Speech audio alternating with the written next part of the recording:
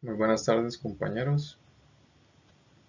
Esta presentación es para hablar sobre el tema que, como tiene título, Visión estratificada de la delincuencia y la prevención de la misma. Esta presentación es para el curso de Fundamentos de Criminología.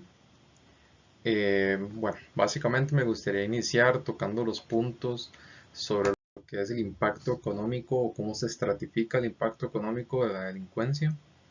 Este, Por ejemplo, tenemos los impactos menores o de impacto económico menor, ¿verdad? Los cuales podrían ser, por ejemplo, el hurto, la tacha de carros, bueno, este tipo de delitos que se cometen, ¿verdad? En gran medida y que también tienen o que pueden generar una distorsión en la percepción de los ciudadanos, ya que, por ejemplo, pues son delitos que se hablan más de boca a boca, ¿verdad? Aparte que obviamente tiene su estadística, pero que tal vez la gente no ve cómo se resuelven o que la gente no ve de cómo se disminuye, ¿verdad? Porque tal vez el vecino lo asaltaron y pues esto ya va generando una percepción en cierta zona. También tenemos los que son de impacto mayor, que son por ejemplo secuestros, corrupción, malversación de fondos, etcétera. Entonces estos de impacto mayor no tienen una visibilidad tan grande o no se dan tanto tal vez para la comunidad porque la gente los observa más en noticieros, no sé, un post de Facebook o en redes sociales, etcétera, ¿verdad? Y no generan un impacto tan grande y usualmente sí tienen una buena comunicación, ¿verdad? Entre los medios de comunicación masiva y pues estas instituciones o ministerios de seguridad que sí pues dan su respuesta, ¿verdad? Entonces, esta estratificación, ¿verdad? De lo que es los impactos económicos, ¿verdad? Nos lleva también a lo que vienen siendo cómo se generan estos factores de riesgo, ¿verdad? Y cómo se asocia esta violencia a estos impactos económicos. Bueno, entonces de los más observables tenemos usualmente eh, pues los riesgos a corto plazo, ¿verdad? De ciertas comunidades, por ejemplo, comunidades donde hay mucho consumo de drogas, donde hay mucha disponibilidad de armas de fuego, pandillas, entornos con poca iluminación, que hay robos, etcétera. También tenemos los que no son tan observables en o sea, comunalmente, pero que sí se observan más a largo plazo o que pueden afectar más a una comunidad o una ciudad a largo plazo, lo cual son la desigualdad de los ingresos, falta de oportunidades, desempleo, diserción escolar, pues la cultura también influye, ¿verdad? Si hay un refuerzo positivo de parte de esa comunidad para los actos delictivos, pues bueno, esto va a generar que en gran medida se cree o, o se genere más delincuencia. ¿Ok? Entonces, todo esto es importante estudiarlo para la prevención. ¿Por qué? Porque como dice Valdivia, siempre debemos integrar varias dimensiones para el diagnóstico. ¿El diagnóstico de qué? La delincuencia. ¿Por qué? Porque la criminología menciona que la delincuencia o los actos desviados, los delitos, tienen un origen multifactorial.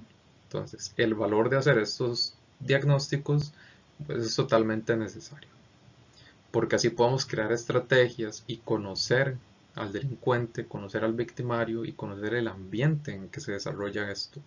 ¿Por qué? Porque para hacer estos diagnósticos debemos, por ejemplo, conocer de la víctima su edad, el sexo, su profesión, dónde vive, en qué ambiente se generó el hurto, si fue en su lugar de residencia, si fue en el barrio o si fue fuera de este. También, por ejemplo, de la persona que ejerce el acto violento, debemos conocer sus antecedentes penales, su escolaridad, etc. Entonces siempre es importante todo esto para generar estrategias, porque tenemos que conocer a quién, a qué y cómo vamos a enfrentar una situación. Siempre. Entonces, todas estas situaciones que mencioné anteriormente, ¿verdad? De las drogas, de la falta de educación, del desempleo, pues todo esto genera actos, ¿verdad?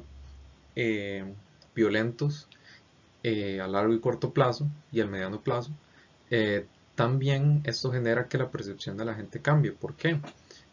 Como mencionaba antes, por ejemplo, en casos de secuestros, que hay una resolución y que se comunica por medio del Ministerio de Seguridad, por poner un ejemplo, hacia los medios de comunicación masiva, se tiene una resolución. Pero, por ejemplo, si a mi vecino lo asaltan en la parada de bus, muy difícilmente voy a tener una resolución o una comunicación de resolución por parte de la policía, ya sea porque no cuentan con los medios económicos para, bueno, tener a alguien comunicando este tipo de hechos, tal vez porque mi vecino nunca me contó la resolución de esto, etcétera. Entonces, esto empieza a generar una dismorfia o una distorsión de la percepción de la ciudadanía hacia los actos pequeños de impacto menor. ¿Por qué? Porque hay una mala imagen, bueno, de la institución, no se comunica el proceso, tal vez, uno no ve los resultados tangibles, sino que tal vez lo ve en una estadística por allá, pero no hay en sí una resolución tangible al corto plazo, que es como lo que a la ciudadanía más le interesa, ¿verdad? Eh, ya que son los que están más al tanto de los crímenes que suceden en la comunidad. Todo esto es importante manejarlo porque la coproducción de la seguridad, que son estas estrategias que vamos a diseñar, ¿verdad? Conjunto con tres o en este triángulo, ¿verdad? Que podemos ver acá en pantalla, lo utilizamos para crear lazos de confianza y es lo que se necesita entre la ciudadanía, el sector privado y el gobierno central para poder así crear la prevención o crear estrategias de prevención básicamente. Entonces, el propósito de todo esto es generar una estructura de coproducción.